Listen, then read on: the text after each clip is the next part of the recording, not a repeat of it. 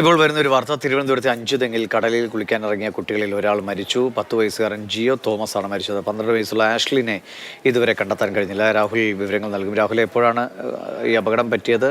തിരച്ചിൽ നടക്കുന്നുണ്ടോ ഇപ്പോൾ? ഇന്ന് വൈകുന്നേരമാണ് അപകടമുണ്ടായത്. തിരുവനന്തപുരത്ത് വലിയതുറ ഈ പറയുന്ന വലിയ പള്ളി അഞ്ചുതെങ്ങ് വലിയ പള്ളിക്ക് സമീപമാണ് ഇത്തരത്തിൽ അപകടമുണ്ടായത്. വൈകുന്നേരം 4 മണിക്ക് കുട്ടികൾ കളിക്കാനായി കടപ്പുറത്തേക്ക് പോകുന്നതിന് പന്ത് കടലിലേക്ക് പോയപ്പോൾ 5 പേരടങ്ങുന്ന സംഘമാണ് ഉണ്ടായിരുന്നത്. അതിൽ 2 പേരാണ് ഇപ്പോൾ നിലവിൽ ആദ്യഘട്ടത്തിൽ കാണാതായത്. അതിൽ ഒരാളെ തിരച്ചിലിനൊടുവിൽ കണ്ടെടുത്തു. ഉടൻ തന്നെ ജിയോ തോമസിനെ ഉടൻ തന്നെ ചിറയൻകീഴ് താലൂക്ക് ആശുപത്രിയിൽ എത്തിച്ചെങ്കിലും ജീവൻ ലഭിച്ചില്ല.